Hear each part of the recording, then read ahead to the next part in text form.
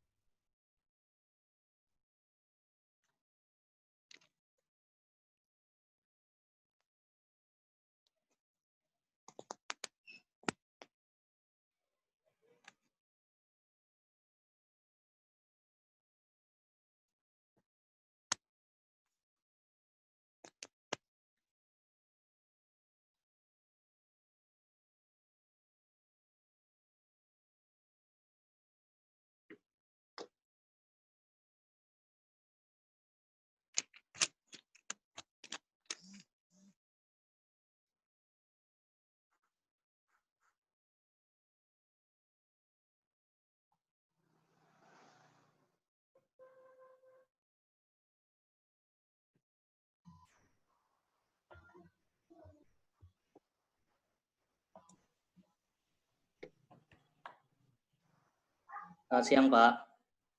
Selamat siang, Pak Egi.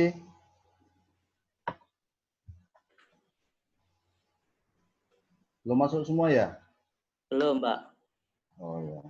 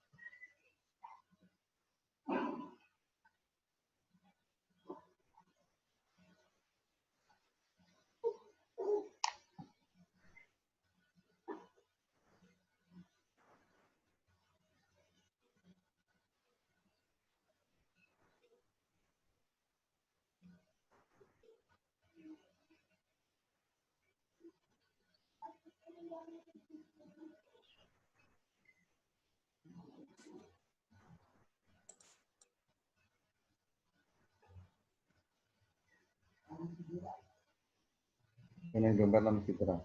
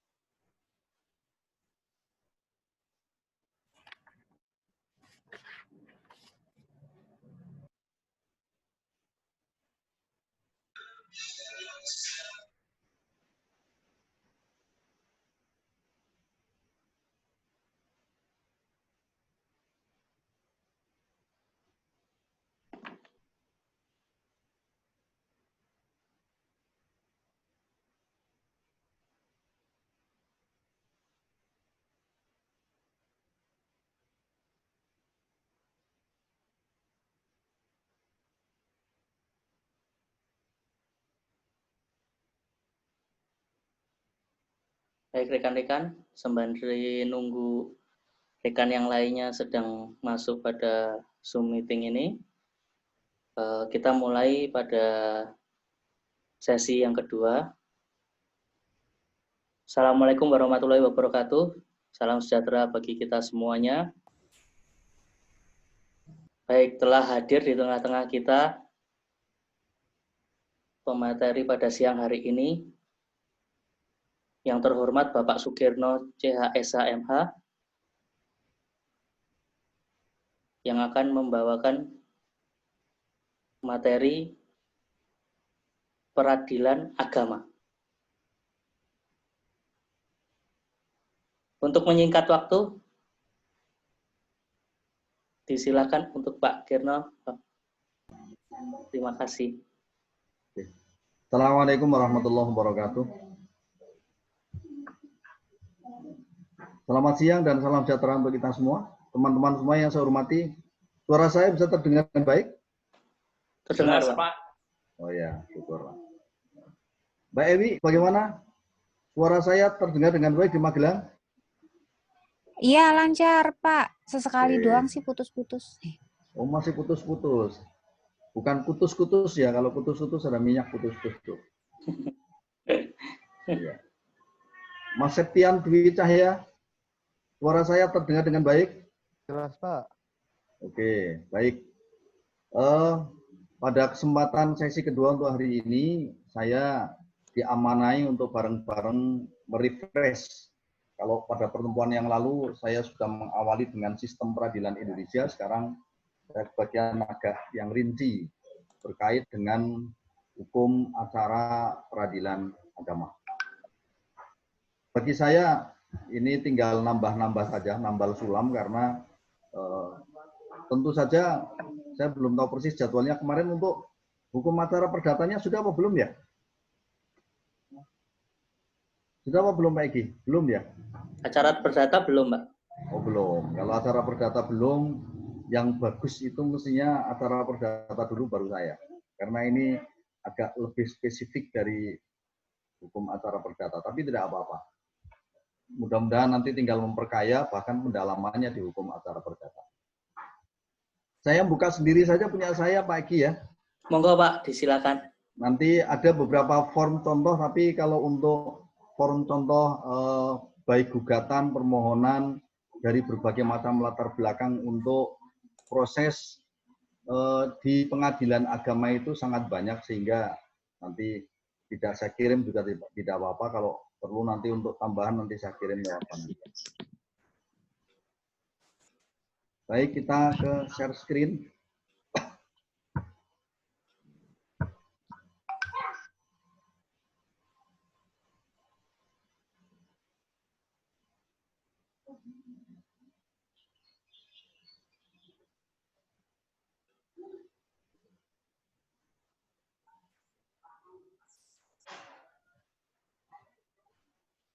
Sudah terlihat screen saya ya? Mudah-mudahan materinya sudah di-share untuk saudara semua, meskipun sedikit ada tambahan karena ada rincian dari saya tadi berkait dengan persoalan gugatan. Pak Egi, waktunya sampai jam berapa Pak Egi? Halo? Sampai jam 2 ya? Iya, sampai jam 2, Pak. Sampai jam 2. Oke, kalau mungkin saya ngomongnya untuk menyampaikan nggak usah banyak-banyak, tapi nanti boleh diskusi banyak. Baik, ini materi kita tentang hukum acara peradilan agama. Hukum acara peradilan agama.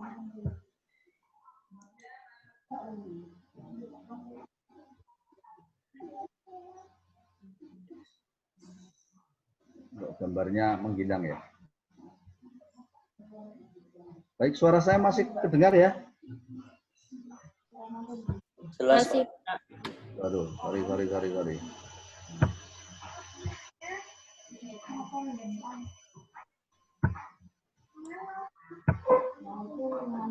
Ya.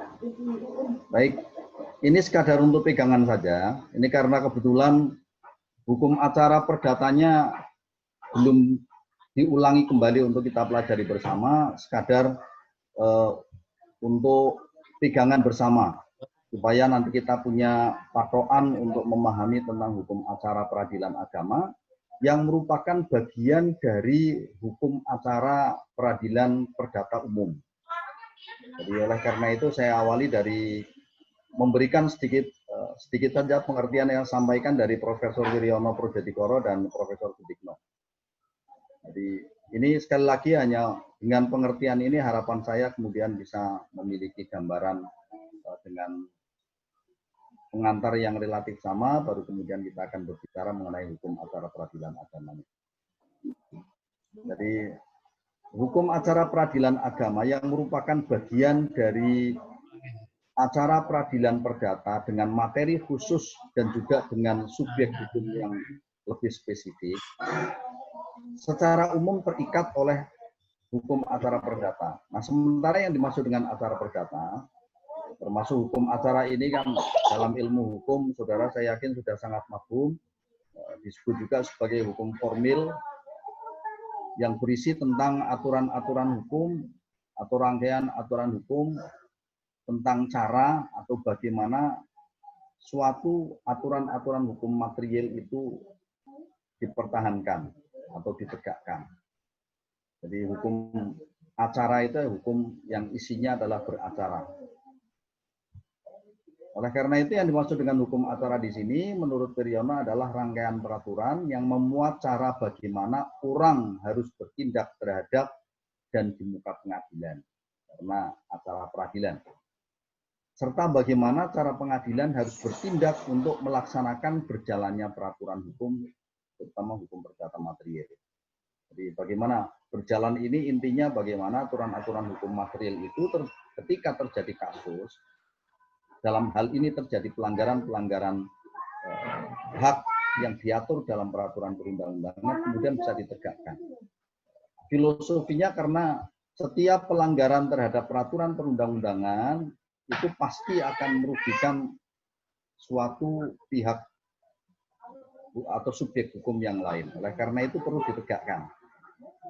Terjadinya pelanggaran terhadap aturan hukum pasti kemudian akan melahirkan ketimpangan di dalam kehidupan masyarakat, maka perlu ditegakkan kembali melalui proses peradilan ini.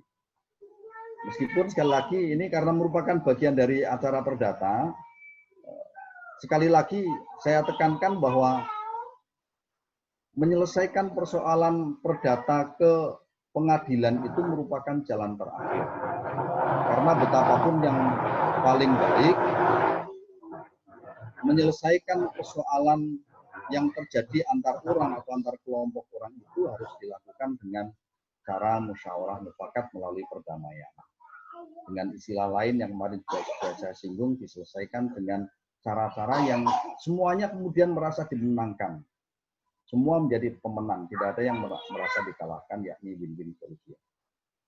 Nah, menurut Profesor Sudikno hampir senada, hukum acara perdata itu adalah peraturan hukum yang mengatur bagaimana caranya menjamin ditaatinya hukum perdata material dengan perantaraan hakim atau hukum yang menentukan bagaimana cara menjamin pelaksanaan hukum perdata material. Jadi karena aturan hukum itu kemudian supaya benar-benar menjadi wibawa, ketika ada pelanggarnya maka harus ditegakkan. Karena kalau sampai ada aturan itu ditabrak menjadi roboh atau miring, maka akan mengganggu kehidupan bermasyarakat. Maka tegakkan penegaknya tidak lain adalah pengadilan, meskipun boleh dengan yang lain. Kita lanjutkan.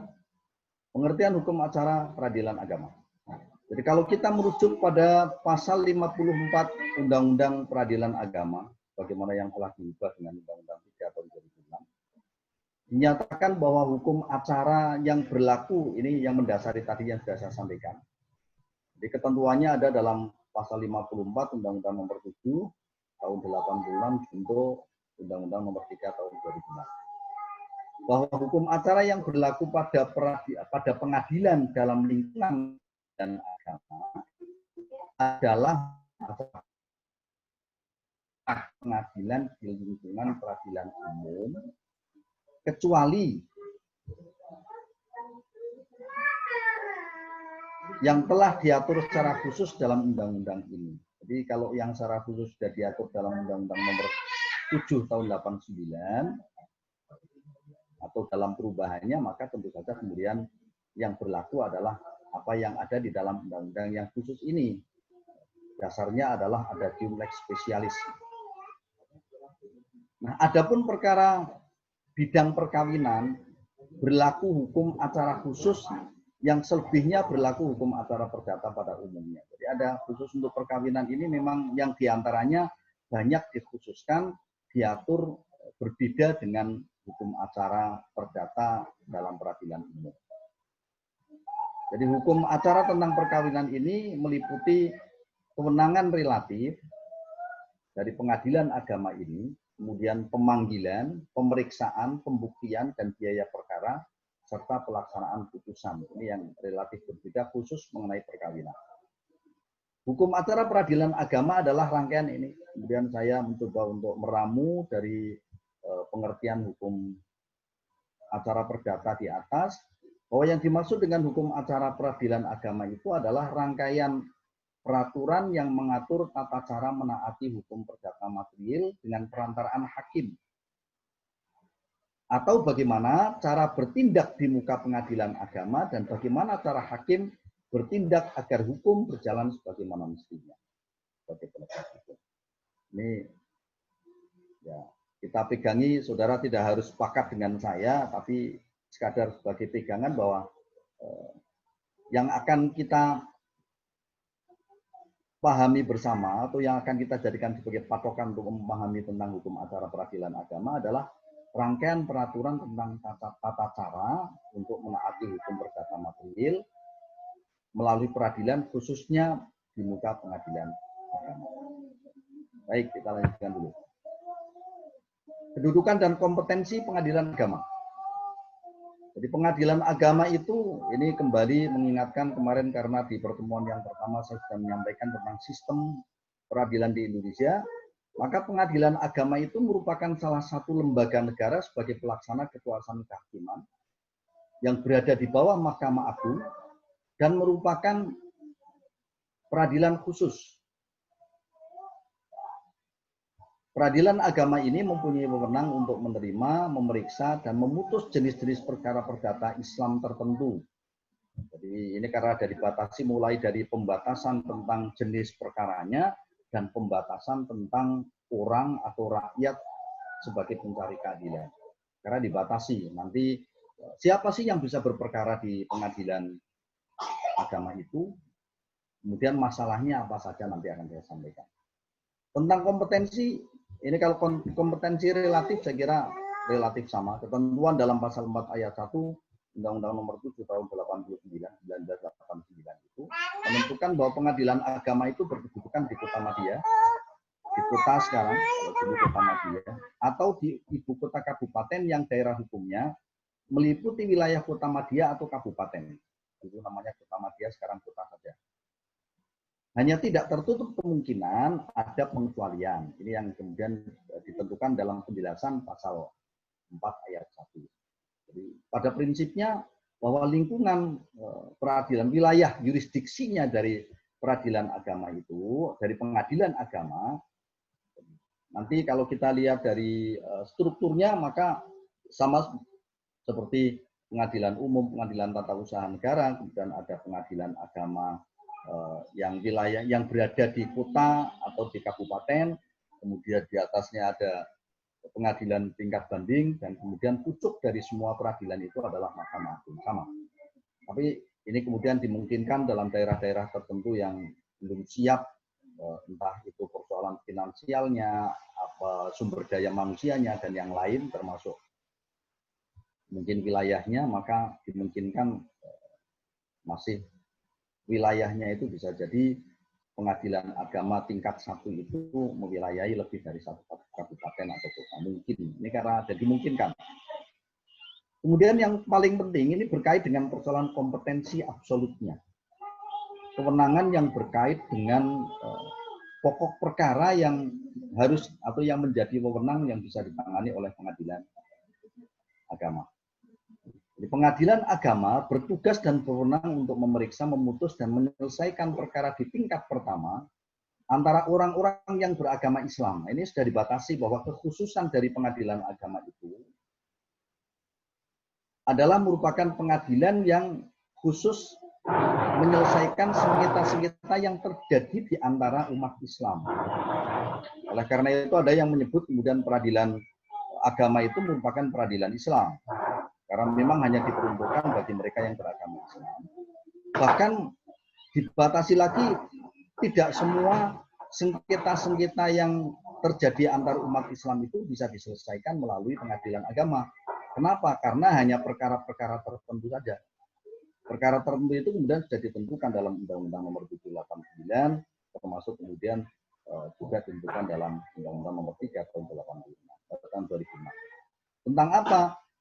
Tentang perkawinan, waris, wasiat, hibah, wakaf, zakat, infak, sedekah, dan ekonomi syariah.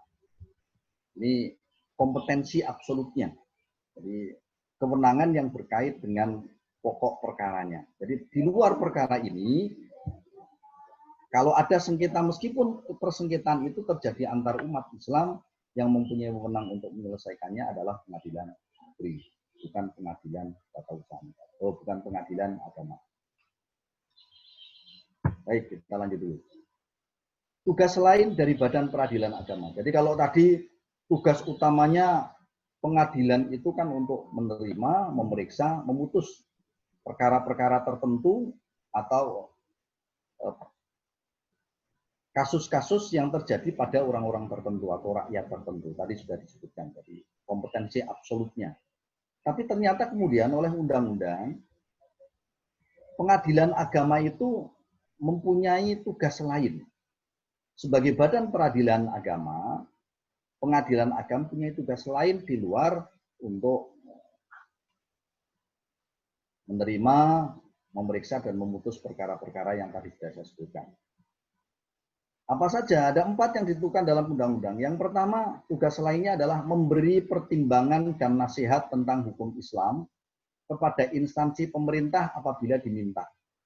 Ini fungsi lain sebagai penasihat, sebagai badan pertimbangan yang terkait dengan hukum Islam. Ya, karena itu tentu saja kemudian background-nya hakim-hakim di pengadilan agama harus memiliki background pemahaman tentang hukum Islam, tentang fikih, tentang ya, usul fikih tentu saja, apalagi tentang juga sumber-sumber hukum Islam yang lain, utamanya Quran dan Hadis. Kemudian yang kedua, menyelesaikan permohonan pertolongan pembagian harta peninggalan di luar sengketa antara orang-orang Islam. Jadi ini hanya memberikan bantuan saja, memberikan bantuan, permohonan bantuan, menolong kalau ada suatu keluarga, namanya tidak ada sengketa sebenarnya karena hanya bingung saja. Jadi bingung ini pembagian harta peninggalan dan harta warisnya umumnya harus bagaimana, maka bisa bertanya ke pengadilan agama. Jadi kalau ada permasalahan karena tidak ada sengketa sebenarnya tapi kebingungan cara maunya atau porsinya bagian masing-masing dalam pembagian waris menurut hukum Islam, kemudian penentuan terutama tentang harta peninggalan harus seberapa untuk yang mati, kemudian seberapa untuk yang masih hidup, entah itu suaminya yang meninggal atau istrinya yang meninggal, yang kemudian akan diperhitungkan sebagai harta warisnya dari si mati itu berapa, maka kemudian bisa bertanya ke pengadilan agama. Meskipun kemudian ada catatan hal ini sudah jarang dilakukan karena Undang-Undang Nomor 3 tahun 86 telah mengatur dibolehkannya penetapan ahli waris dalam perkara volunter. Jadi ini sekarang lebih mudah lagi. Jadi bukan hanya kalau dulu kan minta bantuan, termasuk dalamnya bantuan untuk menentukan ahli warisnya. Nah sekarang ada ketika ada keraguan-raguan tentang siapa saja yang kemudian menjadi ahli waris dari seorang yang meninggal dunia, karena akan dibagi menurut hukum Islam, maka kemudian bisa diajukan dengan permohonan dalam perkara volunter, permohonan penetapan ahli waris. Ini yang kedua. Kemudian yang ketiga, memberikan isbat, kesaksian ru'yat hilal, jadi bukan isbat nikah, nanti lain ya. Isbat nikah, isbat kesaksian ru'yat hilal dalam penentuan awal bulan tahun Hijriah, terutama umpamanya penentuan awal Ramadan atau akhir Ramadan, termasuk di dalamnya umpamanya besok ini tentang tanggal pertama, hari pertama dari bulan Dzulhijjah. Dzulqa'dah hari terakhirnya kapan, mulai tanggal Dzulhijjahnya kapan, sehingga kemudian bisa menentukan kapan tanggal 9 Dzulhijjah sebagai hari Arafah, dan tanggal 10-nya kemudian menjadi hari raya Idul Adha. Jadi ini isinya adalah memberikan isbat. Jadi pengsahan, memberikan pengsahan atas kesaksian ru'yat hilal dalam penentuan awal tahun Hijriah. Kemudian yang keempat, melaksanakan tugas lain. Tugas lain yang terkait dengan persoalan pelayanan kepada masyarakat, seperti pelayanan riset, kemudian penelitian, dan tugas-tugas lainnya.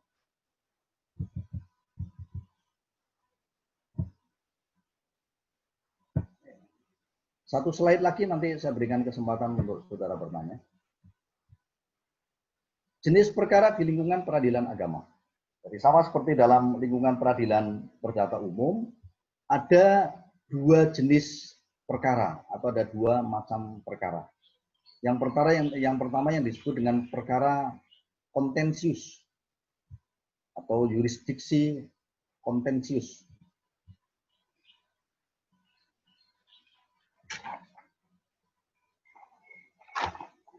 Itulah yang kemudian yurisdiksi kontentiusa, yakni perkara yang di dalamnya mengandung sengketa.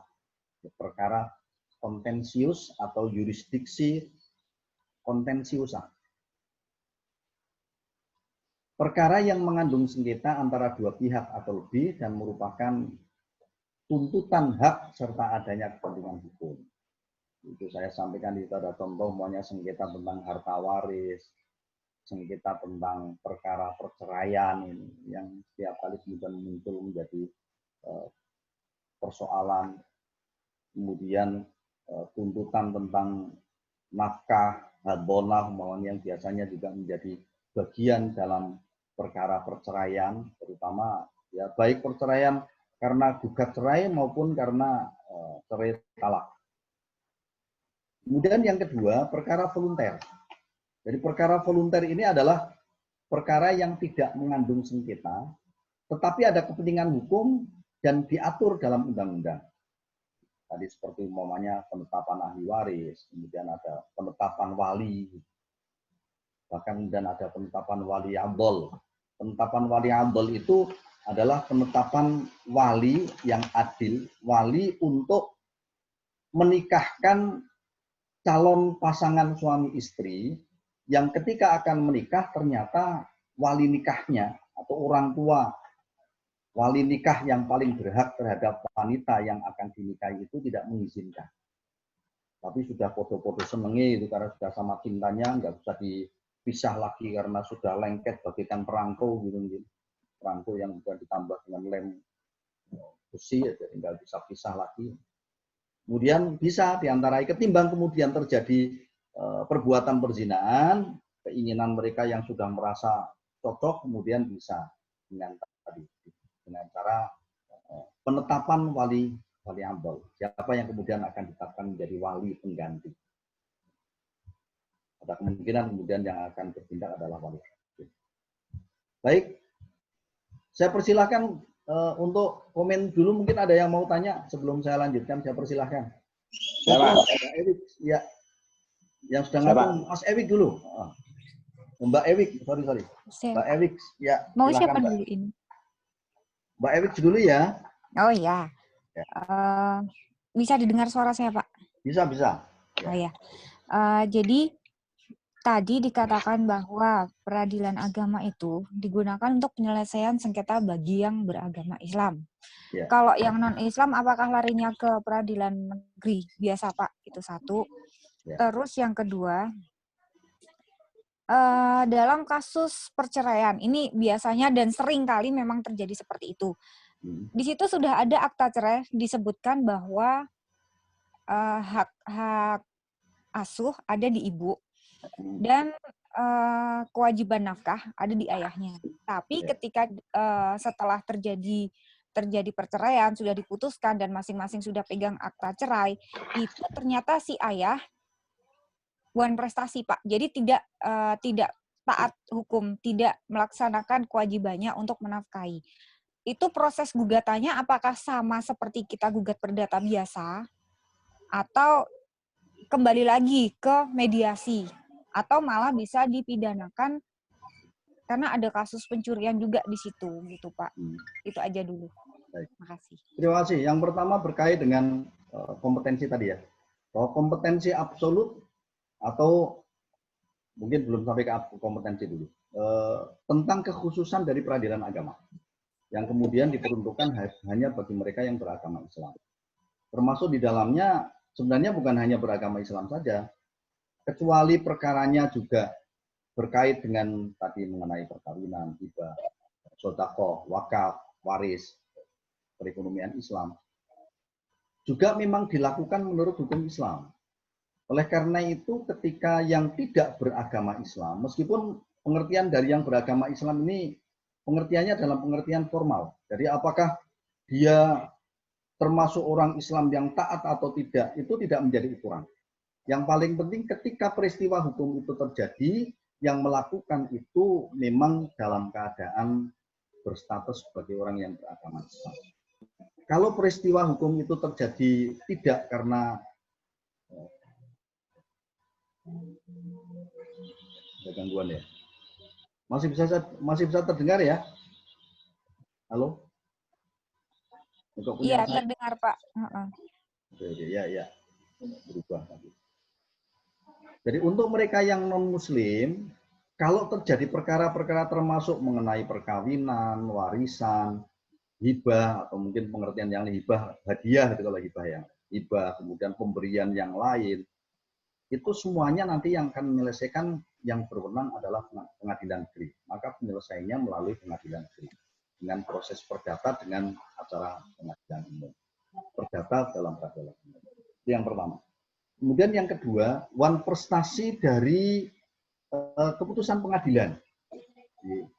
Seandainya sudah ada ketentuan tentang hadbona, tentang hak asuh yang ada pada ibu.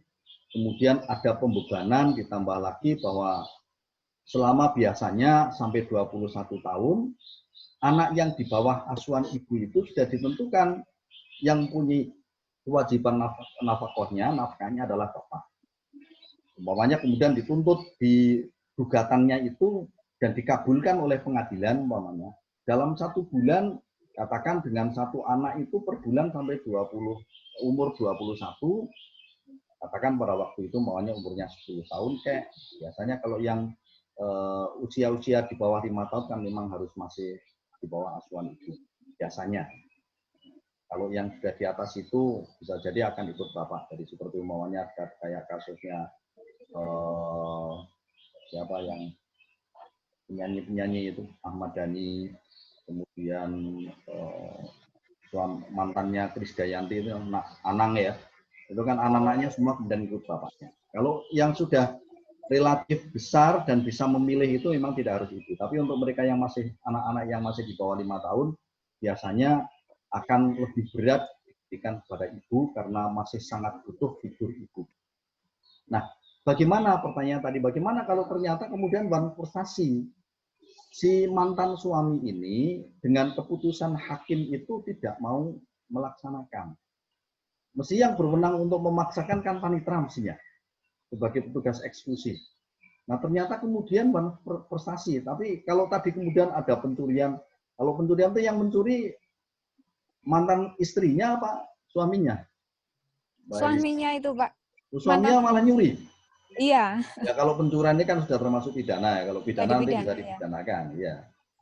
Kalau ya itu kan sudah bukan keluarga. Kalau masih dalam keluarga saja masih mungkin dengan delik aduan ya, dan masih dalam keluarga.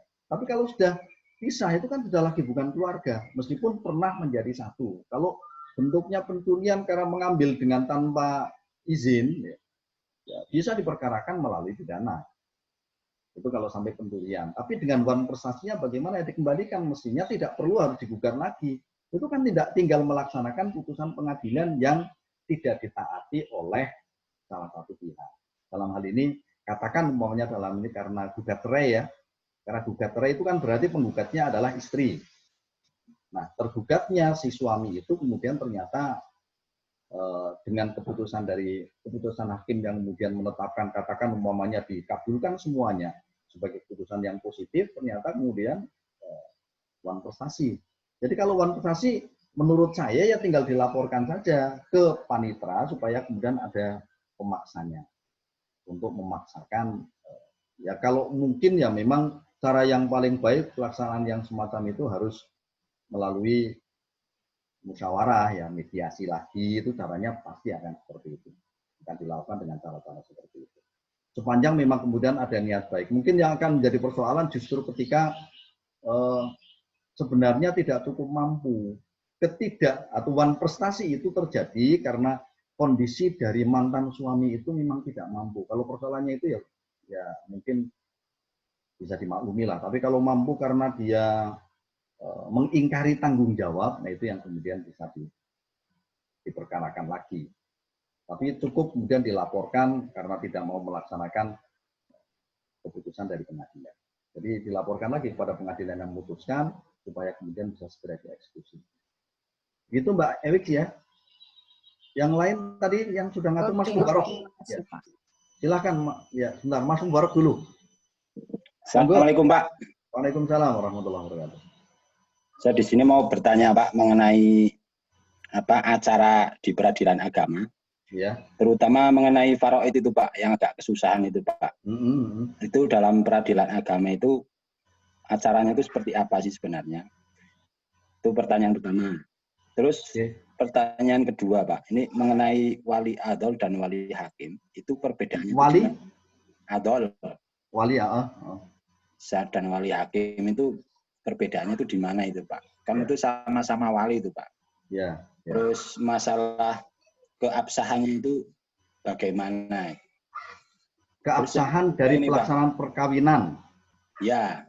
Terus yang ketiga ini mengenai ini Pak, perceraian ini Pak. Ya. Biasanya itu yang sering-sering untuk mencari kemudahan dan percepatan kerja itu si pengacara itu menggunakan termohon goib itu Pak, yang paling sering. Nah itu apakah ada syarat rukun tentang tergugat yang goib itu seperti apa? Terus ada dalil hukumnya itu seperti apa itu kalau yang goib itu? Itu sering sekali soalnya masalah seperti kita temukan. Ya. Mungkin itu dulu Pak. Ya, baik. Pertama tentang faraid ya. Kalau hukum acaranya relatif sama, harus dimulai dari permohonan. Dimulai dari gugatan tentang faraid. Kecuali kalau tentang pembagiannya. Jadi ini kan ada berbagai kemungkinan. Jadi nanti yang menjadi positanya itu apa? Yang menjadi fundamentum petendinya itu dalam gugatan itu apa? Itu yang harus dipastikan dulu. Yang dimasalahkan itu dalam pembagian waris ini apa persoalan ahli warisnya atau kemudian penentuan tentang bagian masing-masing. Jadi kalau umpamanya sudah dipastikan tentang ahli warisnya, tinggal menentukan saja. Dalam pengertian umpamanya siapa saja sih ahli warisnya. Kemudian kalau umpamanya ada terkumpul, masih ada ayah, ada ibu umpamanya. Kemudian ada anak laki-laki, ada istri. Kalau yang kayak gitu relatif mudah. Kecuali kalau yang ternyata kemudian sudah turun-temurun, tinggal yang ada adalah cucu atau bahkan buyutnya, itu yang kadang-kadang menjadi sulit dalam prosesnya. Tapi kalau yang ditanyakan tadi persoalan hukum acaranya sama Mas. Jadi tetap dimulai dari gugatan dulu, kemudian harus secara cermat membuat gugatannya, terutama dalam mengurai tentang positannya, tentang fundamentum petendinya. Harus diurai dengan cermat, karena substansinya ada di situ. Yang akan kemudian diputuskan kan disitulah tergantung dari positannya atau fundamentum petendinya. Jadi kalau kita sudah bisa mengurai dengan benar apa sih sebenarnya kemudian yang dipermasalahkan, apakah persoalan pembagian. Kalau pembagiannya kan sudah pasti. Yang namanya faraid saja itu karena pembagiannya sudah pasti. Jadi tinggal persoalannya mau menerima atau tidak mau menerima. Kalau maunya persoalan itu tidak bisa dikompromikan. Meskipun kemudian sebenarnya ada juga kompromi dalam pengertian begini. Sepanjang setiap ahli waris tahu bagian masing-masing menurut faraid, katakan umpamanya, sekarang kan yang sering menjadi persoalan adalah pembagian 1:2 untuk laki-laki dan perempuan. Yang sering jadi masalah itu umpamanya kalau dalam kondisi seperti sekarang, apalagi yang laki-laki secara ekonomis relatif lebih mapan daripada yang perempuan. Atau relatif samalah. Tapi kemudian kok mendapatkan bagian yang berbeda. Tidak apa-apa dalam penyelesaian umpamanya. Tapi ini dalam kaitannya tidak menjadi putusan pengadilan. Karena pengadilan nanti juga bisa memutuskan dengan perdamaian. Sudah ditentukan umpamanya. Yang paling penting syaratnya masing-masing ahli waris itu tahu bagian masing-masing. Setelah itu katakan yang laki-laki, akhirnya bagiannya sama. Yang laki-laki memberikan sebagian dari bagian untuk dirinya kepada saudara-saudari yang perempuan umpamanya. Sehingga akhirnya semua dapat sama. Syaratnya hanya satu. Keikhlasan dan tahu bahwa bagian dirinya segitu. Meskipun kemudian harus saya maknai itu bernilai sebagai sedekah dari yang berhak dari laki-laki tadi kepada saudara yang perempuan. Tapi untuk menciptakan keadilan dalam pengertian keadilan distributif itu bisa. Dan terobosan ini bisa dilakukan dalam hukum Islam. Tidak apa-apa. Syaratnya hanya satu tadi, harus dia paham, tahu bahwa bagiannya memang segitu. Jadi bukan karena ditipu umpamanya atau dibohongi, bukan. Harus memang atas kesadaran sendiri. Boleh dengan cara seperti itu. Sehingga yang laki-laki tidak kemudian harus bertahan, saya harus mendapatkan 2 kali dari yang perempuan, tidak harus seperti itu. Jadi monggo kalau saya sih belum bisa memberikan ketegasan ya tentang kalau hukum acaranya sudah pasti, tapi saya akan melihat hukum acaranya karena sudah baku, cuma kita harus memastikan kontennya itu masalah apa di faraid. Apakah persoalan tentang jumlah pembagiannya atau tentang jumlah ahli warisnya. Kemudian yang ketiga tentang wali hakim dan wali amdal. Wali hakim itu terjadi apabila wali nasabnya itu sudah tidak ada. Sehingga seorang perempuan ketika akan menikah, wali nasabnya sudah tidak ada. Bapak tidak ada, ke atas kakek tidak ada, saudara-saudara yang laki-laki juga tidak ada, saudara-saudaranya bapak juga sudah tidak ada. Yang ada tinggal saudara-saudaranya ibu. Mungkin kakak atau adiknya ibu. Tapi kan tidak bisa menjadi wali nasab. Nah, ketika tidak ada wali nasab, maka yang berhak adalah hakim. Wali sultan. Dalam hal ini adalah negara yang kemudian didelegasikan oleh negara. Mestinya presiden. Wali sultan itu yang paling bertanggung jawab adalah presiden. Tapi di Indonesia kemudian didelegasikan kepada KUA. Maka KUA itu yang kemudian akan bertindak sebagai wali hakim. Nah, bagaimana dengan wali adl? Wali adl itu prosesnya berbeda. Maka kemudian perlu isbat. Kenapa? Kalau di wali hakim itu, karena wali nasabnya tidak ada. Tapi kalau wali adl itu, walinya ada, tapi tidak mau menikahkan.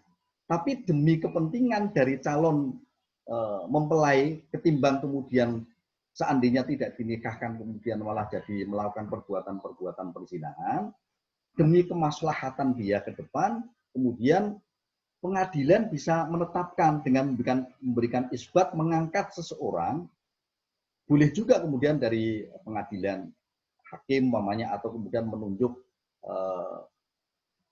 kepala kantor urusan agama supaya menjadi walinya, bisa saja.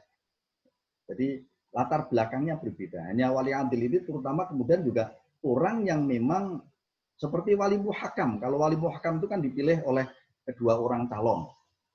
Hampir sama seperti itu. Jadi ada wali hakim, ada wali muhakam. Kalau wali muhakam itu kan orang yang disepakati oleh calon mempelai berdua untuk kemudian menjadi wali nikah. Hampir sama seperti itu. Jadi tapi ini atas pertimbangan hakim. Boleh saja umpamanya dalam proses mengusulkan ini nanti yang akan menjadi wali siapa, orang lain, umpamanya Pak Kiai siapa, itu yang kemudian, atau Ustadz siapa, boleh. Tapi harus melalui isbat, tidak boleh menetapkan sendiri. Jadi dalam praktek memang kadang-kadang ada, bahkan Ada yang paling penting, kemudian ada yang bertanggung jawab sebagai wali, padahal kewenangan wali itu dalam wali nikah itu yang pertama adalah wali nasab. Itu yang paling bertanggung jawab. Jadi itu perbedaannya ya. Kemudian tentang cerai talak, terutama tentang bukan cerai talak, tentang gugat cerai ya.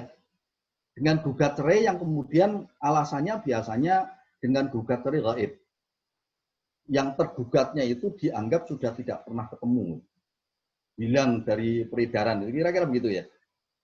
Jadi kalau memang secara ya menurut kebiasaan, kalau sudah diupayakan dia sudah tidak diketemukan lagi, nanti kan bisa saja kemudian dihukumi sebagai mati maknawiyah, itu bisa saja. Jadi kalau umpamanya diperkirakan hilang karena mungkin ikut dalam satu perjalanan menggunakan pesawat, kemudian jatuh di air atau di laut, umpamanya tidak ketemu, itu kan sebenarnya mati yang tidak hakiki, mati yang maknawi, kalau sampai tidak ketemu jasadnya. Oleh karena itu kemudian kita mati yang kemudian ketika harus mengajukan gugat cerai, termasuk di dalamnya mereka orang-orang yang sudah tidak diketahui alamatnya bertahun-tahun, tidak bisa dihubungi, nggak ada informasi keberadaannya ada di mana. Nah kalau sudah memang saya belum pernah mendapatkan ketentuannya harus berapa sebagai dasar untuk, mungkin kalau ada yang pernah memperoleh informasi atau pernah mendapatkan putusan hakim, berapa sih dasar untuk kemudian menentukan seseorang bisa dinyatakan sebagai hilang. Jadi yang penting sudah ada ikhtiar, sudah ada usaha untuk mencari orang yang menjadi tergugatnya, terutama biasanya ini karena gugat cerai gaib itu tentu saja kemudian yang melakukan gugatan adalah istri. Ya harus ada kepastian. Ini ketelitian dari hakim itu menjadi sangat diperlukan sebenarnya untuk kemudian menyatakan apakah memenuhi persyaratan seseorang yang mengajukan gugat cerai itu benar-benar didasarkan karena si tergugat sudah hilang. Pengertian bahwa itu bukan hanya tidak ada, tapi sudah hilang karena tidak bisa dihubungi. Tidak bisa dicari lagi tempatnya, enggak dikenali sudah. Enggak ada orang yang bisa memberikan informasi keberadaan dia ada di mana. Jadi kemudian yang terakhir tentang kesahan tadi ya, ada agak loncat tadi. Jadi sah atau keabsahan dari perkawinan. Kalau memang dia dilakukan, terutama kalau untuk perkawinan yang wali hakim nggak masalah. Karena ini kemudian ketentuannya sudah diatur dalam kompilasi hukum Islam, bahkan dalam hukum Islam juga urutannya memang seperti itu. Ada perwalian mulai dari wali nasab, kemudian wali hakim, wali muhakam. Kemudian asalkan dilakukan kemudian, ini dalam rangka untuk supaya perkawinan itu menjadi perkawinan yang sah baik menurut agama maupun menurut undang-undang Indonesia, maka harus ada isbat, ada ketetapan, ada basicing dari pengadilan agar seseorang kemudian bisa disahkan menjadi wali untuk menggantikan perwalian dari orang tua yang tidak mau melaksanakan. Kemudian menjadi sah. Jadi dilewati. Mestinya kemutlakan dari wali nasab ini bisa dibatasi dengan keputusan hakim. Jadi, asalkan memang sudah ada keputusan dari pengadilan agama tentang pengangkatan seorang sebagai wali adol, maka tetap bisa dilaksanakan perkawinan dan akibat hukum dari perkawinannya adalah sah. Itu Mas Mubarok ya. Ada tambahan mungkin? Sudah? Cukup. Oke. Bu Eka, silakan Bu Eka. Begini Pak, saya menyambung dari pertanyaan Mbak Ewi. Tadi kan ketika sang suami itu wan prestasi, begitu sang istri bisa mengajukan lagi ke pengadilan, begitu ya Pak? Itu ada batas waktunya nggak Pak ketika si suami ini tidak melaksanakan kewajibannya itu berapa bulan atau berapa tahun begitu. Kemudian yang kedua, ukuran kalimat tidak mampu itu yang seperti apa? Karena ketika di lapangan banyak sekali terjadi ketika sudah cerai ya sudah, mereka tidak akan melaksanakan kewajiban tersebut. Mungkin untuk orang-orang tertentu ada ya Pak, tapi ketika saya melihat begitu, ketika sudah cerai ya sudah, tidak ada kewajiban lagi yang diberikan kepada sang istri untuk anak, begitu Pak. Kemudian yang ketiga, posisi anak angkat ini sebenarnya seperti apa Pak ketika menjadi ahli waris? Apakah benar anak angkat ini tidak mendapatkan hak waris begitu Pak? Jika tidak, karena ini kan urusan perdata, bagaimana jika istilahnya kemarin kan saya ada orang yang konsultasi begitu Pak. Jadi suami istri tidak punya anak, kemudian mengangkat anak, itu kan katanya tidak dapat yang anak angkat ini. Terus apakah boleh disarankan karena yang merawat orang tua tersebut ya anak angkat tersebut begitu Pak? Ketika disarankan untuk musyawarah saja, tetapi anak angkat ini tetap diberikan ya paling tidak sedikit lah begitu, boleh tidak Pak? Terima kasih. Oke. Yang pertama, tadi berkait dengan pertanyaan Mbak Ewik yang pertama, bahwa akibat dari prestasinya tergugat yang dikalahkan, karena dia tidak mau membayar nafkah kepada anak yang di bawah asuhan itu bukan berarti kemudian menggunakan gugatan baru, tidak. Hanya perlu melaporkan supaya eksekusi itu ditangani oleh pengadilan. Karena keputusan ini kan berlaku langgeng. Ketika tidak ada banding dari tergugat, maka ketika sudah mempunyai kekuatan hukum tetap sudah inkrah, ya sudah berlaku untuk selamanya. Oleh karena itu ketika kemudian terjadi wan prestasi tidak kemudian harus digugat lagi masih dalam masalah yang baru lagi. Masalah lama yang akan diperbarui, enggak. Nanti akan kena nebis ini idem kalau seperti itu. Tapi cukup melaporkan untuk minta bantuan kepada pengadilan yang nanti akan ditangani oleh panitera bahwa si tergugat itu wan prestasi. Nah, waktunya kapan ya? Sewaktu-waktunya boleh karena ini berlaku lama. Ini pertama. Kemudian yang kedua, bagaimana ukuran dari mampu dan tidak mampu? Ya dasarnya keumuman dari lingkungannya, termasuk di dalamnya pekerjaan dia sehari-hari. Apa memang pendapatannya sehari-hari itu bisa diperkirakan, diperhitungkan untuk mungkin mampu atau tidak. Kalau dia termasuk laki-laki yang kerjanya serabutan, yang tidak menentu, itu mungkin ini yang bisa diperkirakan. Maka kita harus memastikan mampu dan tidak mampu itu juga kondisi real dari yang bersangkutan. Pengusaha dulu pernah kaya tapi jatuh bangkrut umpamanya, ini juga kemudian bisa dipertimbangkan. Oleh karena itu menurut saya yang paling penting memang pendekatannya adalah pendekatan keluargaan kalau mungkin.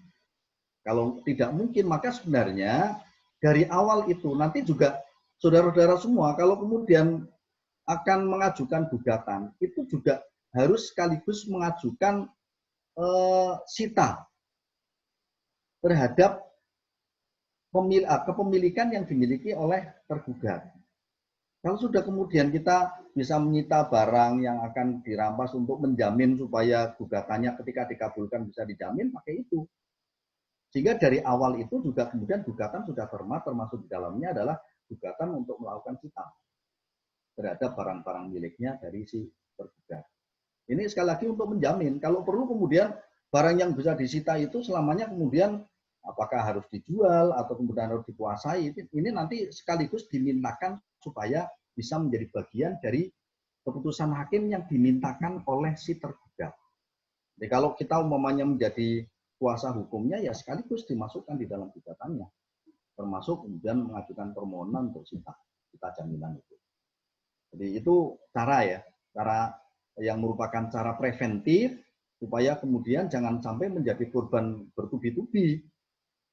Sudah menjadi korban ditinggal pergi sama suaminya, nggak bertanggung jawab, anaknya kemudian diburuke, suruh ngomong sendiri, tidak diupeni, tidak dibayari, maunya kalau memang dia punya pada waktu perceraian sita.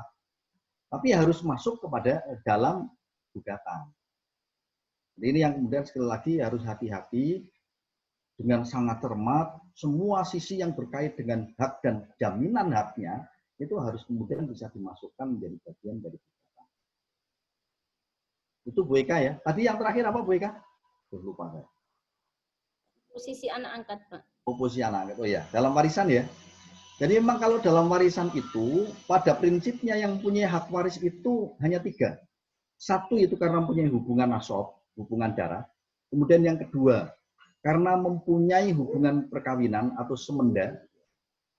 Kemudian yang ketiga, ada empat. Kemudian yang ketiga, karena ada hubungan wala.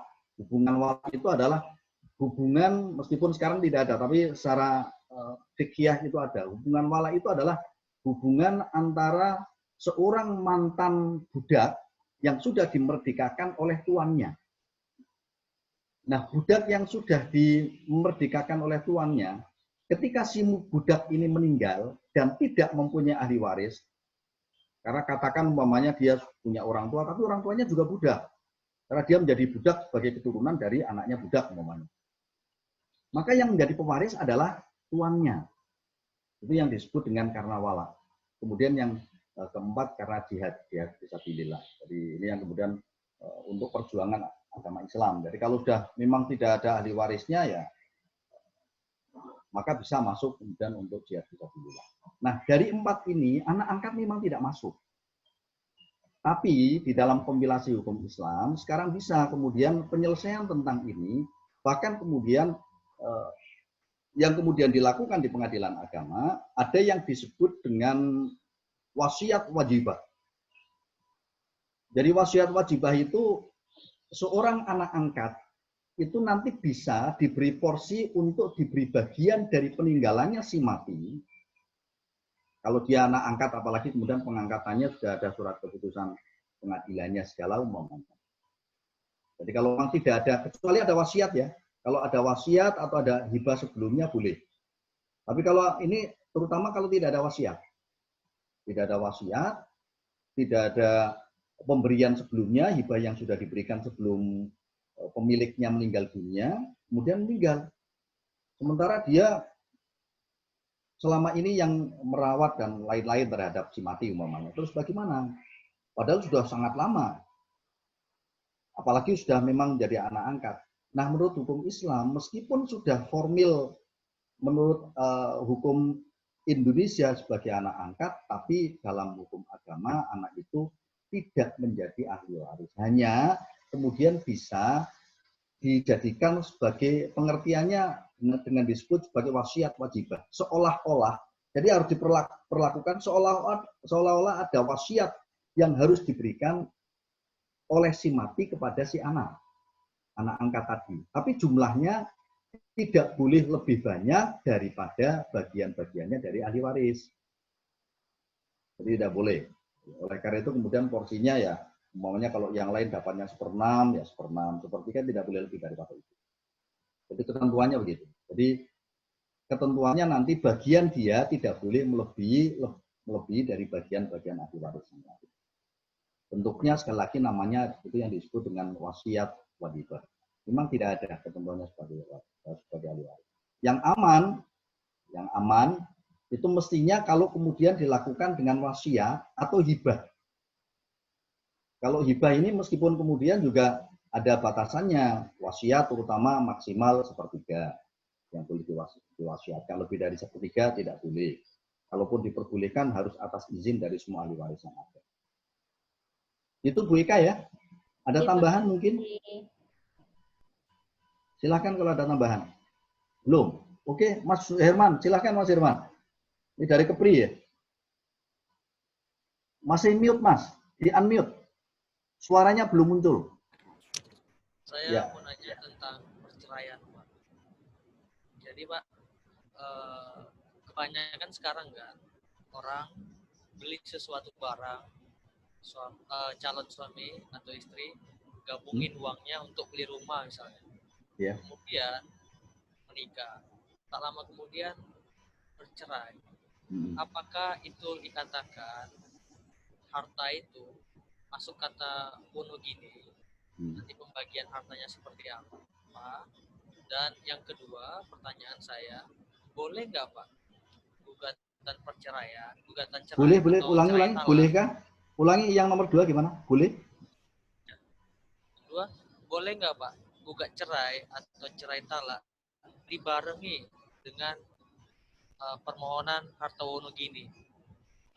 Diajukan sekalian gitu, sekalian aja, nggak usah dipisah-pisah. Gitu aja Pak. Terima kasih. Baik, terima kasih. Yang pertama yang dimaksud dengan harta bersama atau yang di Jawa itu dikenal dengan gonogini atau harta gonogini itu adalah harta yang diperoleh bersama-sama suami istri setelah perkawinan terjadi. Oleh karena itu di dalam Islam setiap orang kecuali diperjanjikan bahkan sebagai akibat langsung dari perkawinan menurut ajaran Islam itu bahwa perkawinan Islam tidak dengan sendirinya kemudian berakibat tercampurnya harta benda masing-masing. Oleh karena itu harta-harta bawaan yang diperoleh sendiri sebelum menikah, apapun bentuknya, hadiah-hadiah yang diperoleh dari siapapun untuk dirinya, termasuk harta warisan yang diperoleh dirinya dari keluarganya, entah itu dari bapaknya atau dari ibunya atau dari kakeknya, siapa saja lah. Itu tetap diperhitungkan sebagai miliknya sendiri, kecuali apabila diperjanjikan dalam perjanjian kawin. Kalau diperjanjikan dalam perjanjian kawin, kemudian bahwa semua harta benda, termasuk harta benda bawaan dan semua yang diperoleh setelah perkawinan menjadi milik bersama, dan nanti akan dipecah menjadi dua. Ini ketentuannya nanti dalam kompilasi hukum Islam tertuang dalam pasal 36 sampai tanggal pasal 49 terkait dengan pembagian harta bersama itu. Jadi mengenai harta bersama itu perhitungannya nanti hanya akan diperhitungkan harta benda yang diperoleh selama berlangsungnya perkawinan. Nah, oleh karenanya kemudian izin Pak. Ya, kalau misalnya ini belum menikah Pak, nggak ada perjanjian, nggak ada apa, tapi dia beli rumah, ya sama-sama uang ini, tetapi setelah menikah, tak lama kemudian dia cerai. Itu bagaimana status rumah itu? Status rumah itu misalnya contohnya nama si istri, kan duit suami ada, tapi beli barangnya sebelum menikah gitu kan, sama-sama gitu. Misalnya rumah jadi uangnya patungan gitu Mas? Ya patungan Pak. Baru setelah menikah, baru uang rumah itu kan udah jadi tuh. Ya. Nama istri. Itu gimana Pak? Misalnya suami, wah ini kan ada duit aku juga ini, gimana nih? Gitu Pak. Baik. Kalau sudah seperti itu ya diperhitungkan sesuai dengan porsinya. Jadi kontribusi setiap orang itu berapa? Itu harus fair. Dan dengan demikian, maka nanti digugat cerai umpamanya. Digugat cerai itu bisa sekaligus dimintakan untuk difatwakan supaya kemudian terjadi pembagian harta bersamanya. Atau harta milik bersama, karena itu kan menjadi milik bersama. Entah katakan umpamanya beli rumah, kemudian beli kendaraan bermotor, bahkan umpamanya beli tanah. Kalau memang berangkat dari harta yang dibarengkan, ya tinggal diperhitungkan saja dulu kontribusi untuk membeli itu persentasenya umpamanya berapa. Katakan umpamanya dulu untuk membeli rumah harganya 500 juta umpamanya. Nah, masing-masing kontribusinya berapa? Oh, si calon istri umpamanya kontribusinya 150 juta. Yang 350 suami. Nah, sekarang umpamanya diperhitungkan kalau dijual rumah itu setelah sekarang umpamanya menjadi 750, ya diperhitungkan aja dengan persentase itu. Jadi caranya seperti itu. Jadi dikembalikan itu hampir sama seperti sekarang setelah keluarnya Undang-Undang Nomor 1 Tahun 74 itu kan termasuk mereka orang-orang yang akan poligami. Jadi mereka yang akan poligami supaya kemudian tidak ada rebutan antara harta milik bersama yang diperoleh bersama dengan istri pertama dengan istri kedua, maka istri kedua ketika akan masuk menjadi bagian dari suaminya tadi yang sudah berkeluarga itu harus diperhitungkan. Dia punya uang berapa, kemudian suami yang sudah beristri pada waktu itu posisinya kekayaannya kayak apa. Sehingga kemudian ketika terjadi perceraian atau meninggal si suami, itu nanti sudah bisa diperhitungkan dengan pasti harta bersama yang dimiliki oleh si istri yang baru dengan istri yang lama. Jadi kalau sekarang kan wajib harus ada perhitungan. Jadi kalau mau poligami, nanti kalau kepingin Mas Herman nggak tahu kepingin apa enggak. Mungkin kepingin tapi nggak berani.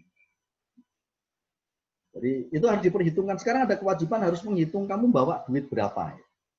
Sehingga nanti ketika terjadi perpisahan, entah karena cerai atau pisah karena meninggal, ngitungnya terutama rebutannya dengan istri satunya itu mudah menyelesaikannya. Itu menjadi kewajiban sekarang. Jadi di antara kemudian untuk nikah harus ada izin dari istri yang pertama menurut undang-undang kita ya, juga harus ada perhitungan tentang harta benda. Jadi kemudian yang kedua tentang apakah boleh kemudian iya dalam gugatan itu sekaligus dimintakan, termasuk dimintakan tentang pembagian harta bersama, kemudian tentang pengasuhan anak, tentang nafkah.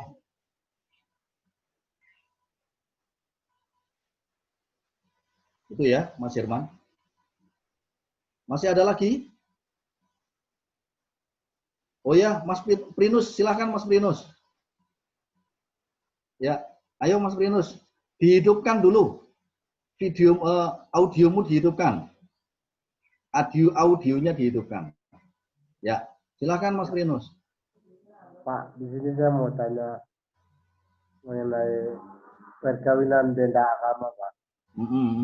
Nah, jadi kalau beda agama ini misalnya nanti suatu saat akan penceraian yang terjadi nanti apa mau proses penyelesaian ini nanti pengadilan agama atau pengadilan negeri ini yang saya tanya. Ya, sudah ya? Iya Pak, itu saja Pak. Kalau dalam Islam pada prinsipnya tidak mengatur tentang perkawinan campur dalam arti beda agama. Yang dikenal dalam Undang-Undang Nomor 1 Tahun 74 itu berkait dengan perkawinan campur itu campur antar sistem hukum. Memang di dalam Islam itu tidak mengenal ada campur agama, meskipun ada kemungkinan diperbolehkan laki-laki yang nikah dengan perempuan ahli kitab. Jadi untuk menyelesaikan ketika terjadi perceraian, apakah akan menggunakan fasilitas pengadilan agama atau pengadilan negeri, itu dilihat dari nikahnya dulu pakai hukum mana atau pakai hukum apa. Kalau nikahnya pakai hukum Islam, maka perceraiannya harus menggunakan hukum Islam, berarti harus melalui pengadilan agama. Tapi kalau perkawinannya menggunakan berdasarkan agama yang lain, entah itu Kristen, Katolik, Protestan, Konghucu, umpamanya Hindu, Buddha, maka penyelesaiannya harus melalui pengadilan negeri. Itu Mas Prinus ya? Iya. Jadi kembali kepada dulu terjadinya peristiwa hukum itu menggunakan hukum apa? Jadi harus didasarkan yang bisa diselesaikan melalui pengadilan agama hanya peristiwa-peristiwa hukum yang terjadi menurut hukum Islam. Ya, oleh karena itu kalau Prinus nanti nikah karena kecantol dengan perempuan muslimah itu umpamanya, jadi Mas Prinus hanya bisa menikah kalau Mas Prinus menggunakan cara Islam, kalau enggak bisa. Ya, gitu ya. Mengingat dengan Pak, ya. Sekarang ini kan banyak orang yang menikah agama misalnya agama Kristen kawin agama Islam, terus agama Islam kawin agama Kristen ini yang sama di nanti suatu saat akan terjadi masalah perceraian, nanti bagaimana proses penyelesaian ini yang saya tanya Pak. Nikahnya pakai apa? Nikahnya umpamanya apa di KUA atau nikahnya di gereja umpamanya? Yang ditanyakan nikahnya di mana? Nikahnya ya Pak. Nikahnya apa? Hah?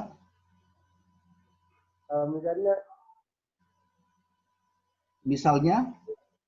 Di luar apa? Bukan di gereja, tapi itu kan sesuainya perjanjian Pak. Perjanjian istri suami. Kalau mengenai mau nikahnya. Jadi misalnya mau nikah sesuai perjanjian, nanti nikah agama, berarti nanti mau penyelesaian nanti bagaimana ya? Jadi nikah enggak? Ya. Jadi nikah enggak? Nikah Pak. Jadi nikah terus nikahnya dengan cara apa?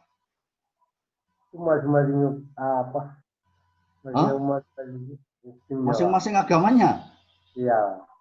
Jadi umpamanya setelah Islam kemudian ke Kristen gitu?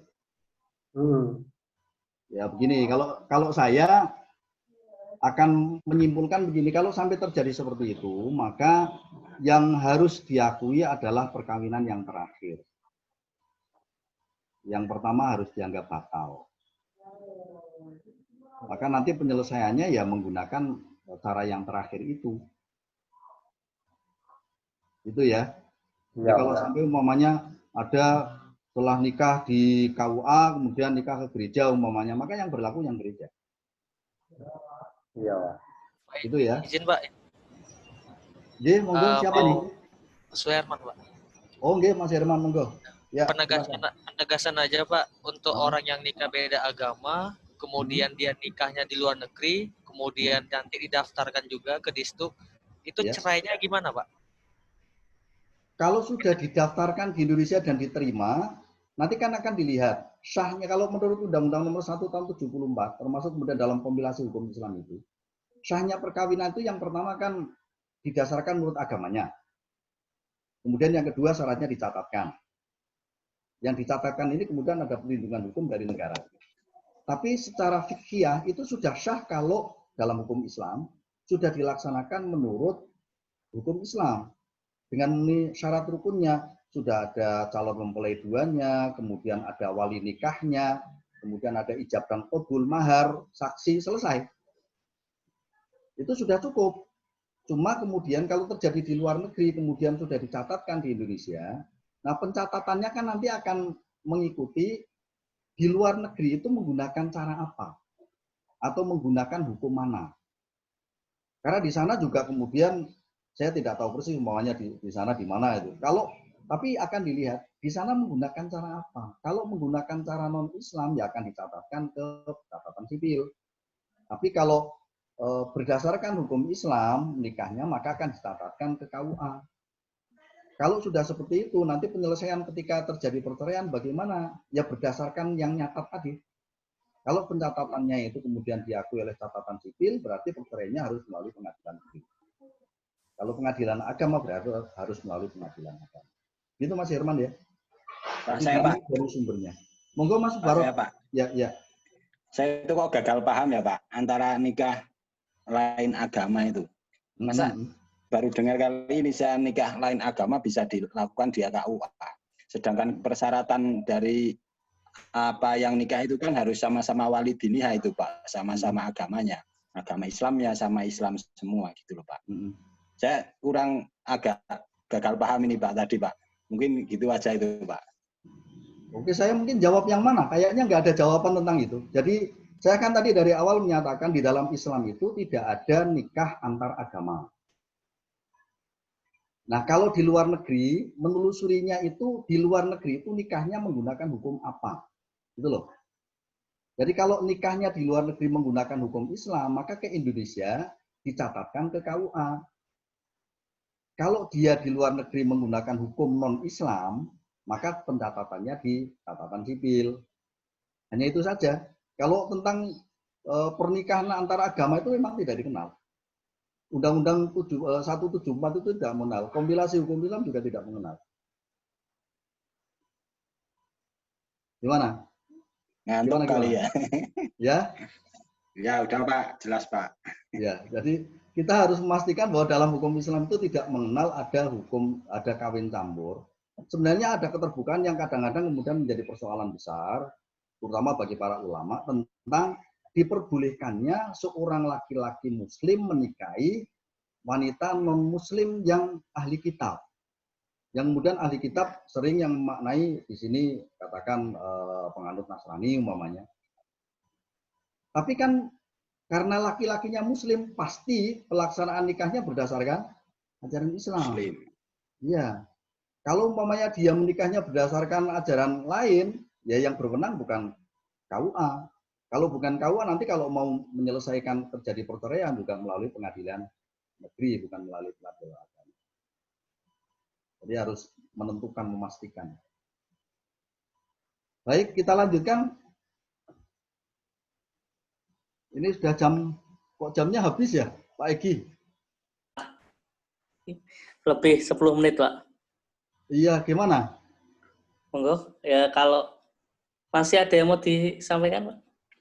Ya, kita banyak diskusi. Nanti saya mohon maaf ya, materinya ya nanti silahkan tinggal dibaca, karena di situ tinggal penjenengan menyampaikan, membaca lebih jauh tentang nih. Jadi setelah ini kan tinggal proses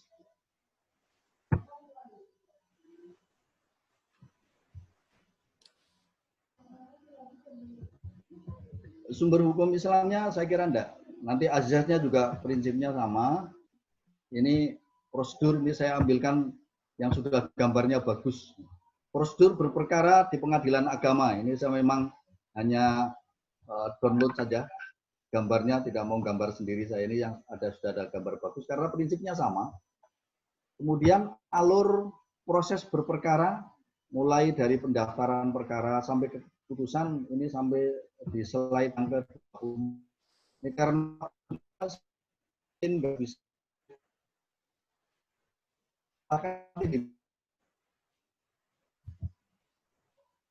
ya, kapan-kapan boleh nanti kalau masih ada banyak pertanyaan, penjenengan sampaikan melalui chat, biar dicatat sama panitia, nanti bisa kami berikan jawaban dengan tertulis. Itu nggih? Ya Pak, baik. Mohon maaf ini karena waktu juga, karena waktunya hanya 1 jam. Ngomong kayak gini minimal 2 jam ya. Kurang sebenarnya Pak. Iya. Gimana? Kita akhiri masih atau kurang saya sebenarnya. berikan kesempatan satu penanya lagi kalau masih ada? Ada? Saya Pak. Oke, terakhir ya Mas Mubarok, monggo Mas. Saya, pertanyaan saya agak menyimpang ini Pak. Ini saya masalah pidana Islam ini Pak ya. Oke. Ini kan di kejadian di sosial realita yang ada ini kan masalah pidana, misalnya hukum pidana itu setelah dia masuk ke penjara itu kan kalau keluar bukannya tobat, tapi dia malah jadi residivis yang lebih tangguh lagi itu loh Pak. Misalnya seperti pencurian itu kan dikeluarkannya dia malah dia jadi lebih hebat lagi. Ya. Bagaimana pandangan Bapak misalnya hukum Islam yang berupa syariat itu dimasukkan di situ loh, biar seperti pencurian, seperti potong tangan itu bisa masuk dan bisa buat dia jera. Permasalahannya itu kan ada di maqasidu syar'inya itu yang hifdzu mal itu kan. Maka kalau enggak seperti itu, yang hifdzun nafas. Yang ini kan yang dilindungi mal, karena pencurian sayang. Oh iya. Ya, itu kan bisa melindungi dengan sebenar-benarnya itu loh Pak. Sebenarnya hukum Islam yang seperti yang di Aceh itu kan menurut saya itu lebih fleksibel dan lebih efisien. Gimana menurut pandangan Bapak tentang itu? Saya setuju, karena saya kan juga ya sering ngomong-ngomong, termasuk saya menjadi pengajar di PKN, Pendidikan Kewarganegaraan, termasuk ini kan mulai juga harus mempelajari di samping dalam pidana khusus korupsi, anti korupsi, ada pendidikan anti korupsi. Yang banyak juga itu komen dari anak-anak, terutama semuanya sebenarnya. Para mahasiswa kalau saya tanya, kenapa sih kok korupsi di Indonesia nggak merampung-rampung, nggak mandek-mandek gitu. Malah justru semakin marah. Itu karena diantaranya hukumannya yang kurang berat, tidak ada hukuman mati, hukumannya tidak menjerakan, ya termasuk di dalamnya tadi. Jadi kalau kemarin disinggung oleh Pak Hambali, penjara itu kan mestinya harus bernilai dalam arti harfiah untuk menjerakan, sehingga namanya kemudian menjadi penjara supaya kalau di sana menjadi jera. Tapi enggak, ternyata di sana kayak menjadi sekolahan baru itu ya. Oleh karena itu kalau saya, maka ada maunya dengan melalui apa, kreasinya sekarang kan kerja sosial umpamanya dan yang lain. Tapi pada prinsipnya begini Mas Mubarok, saya setuju. Saya termasuk yang setuju kalau kemudian akan diterapkan. Bahkan kalau saya kemarin sudah menyampaikan bahwa ini bisa saja tergantung dari kemauan dari para pembuat peraturan perundang-undangan, para decision maker, baik di tingkat legislatif maupun eksekutif. Ketika membuat undang-undang, toh salah satu dari sumber hukum Indonesia itu atau sumber hukum nasional adalah hukum Islam. Jadi kalau mau menawarkan, ya monggo saja. Karena ini kan background-nya harus nanti tergantung dari niat baik, kemauan dari para pembuat peraturan perundang-undangan. Kalau dari para pembuat peraturan perundang-undangan baik eksekutif maupun yang ada di Dewan Perwakilan Rakyat tidak pernah punya keinginan itu, atau punya keinginan tapi mentah, ya sudah, kita hanya berharap saja. Tapi kalau persoalan setuju dan tidak setuju, saya setuju. Karena salah satu di antaranya kemudian memang dengan pertimbangan yang selalu disandarkan pada perlindungan terhadap hak asasi manusia, tapi justru malah semakin banyak orang yang terampas hak-haknya. Melindungi orang yang berbuat jahat dengan mengatasnamakan hak asasi manusia, tapi ketika kemudian dia dilindungi dengan dipenjara yang cuma sebentar, bahkan yang sudah divonis cuma sebentar, kemudian juga dipenjara hanya sebentar lagi karena banyak mendapatkan remisi, 2/3 hukuman sudah keluar. Bahkan kalau kasusnya kayak kemarin pandemi itu justru yang ikut geger kan masyarakat ya. Masyarakatnya banyak narapidana yang kemudian dapat remisi. Kemudian ternyata pulang malah bikin masalah. Bikin masalahnya apa? Ya ternyata tidak jeda. Begitu pulang seminggu, sulit nyari makan lagi, nyolong lagi. Merampok lagi. Ini kan permasalahan berat. Akhirnya kemudian yang mestinya untuk mengurangi supaya tidak berjejalnya penjara dan tahanan, malah justru berjejal-jejal lagi. Karena banyak yang sudah masuk lagi ke tambahan yang lain. Jadi sekali lagi pada prinsipnya saya setuju, tapi sangat bergantung dari para decision maker-nya itu. Tinggal monggo kalau penjenengan sepakat nyalonkan saja menjadi anggota DPR gitu.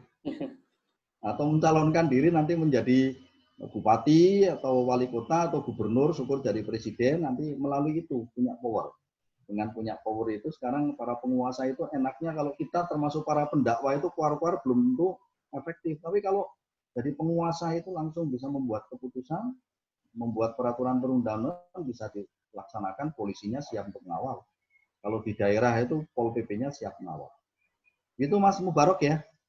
Terima kasih, saya kira ya saya mohon maaf ya. Lain kali insya Allah kita akan bisa ketemu untuk berbincang lagi. Mudah-mudahan yang saya sampaikan ada manfaatnya. Dan saya mohon maaf karena apa yang saya siapkan ternyata tidak sempat saya sampaikan keseluruhan. Tapi saya berterima kasih, tentu saja saya dapat masukan dengan ilmu yang lebih banyak lagi dari saudara semua. Sekali lagi lebih banyak mohon maaf. Selamat sore dan assalamualaikum warahmatullahi wabarakatuh. Waalaikumsalam warahmatullahi wabarakatuh. Terima kasih Bapak Sukirno yang telah menyampaikan materi sore hari ini. Kemudian sebelum kita akhiri pada sesi 2 ini, seperti biasanya kita ada foto, Pak. Foto bersama. Untuk rekan-rekan mohon untuk mengaktifkan video.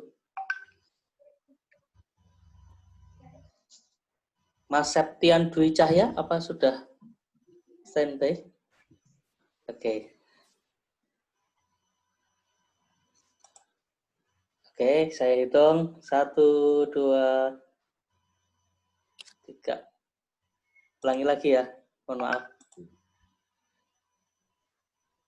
Mas Septian.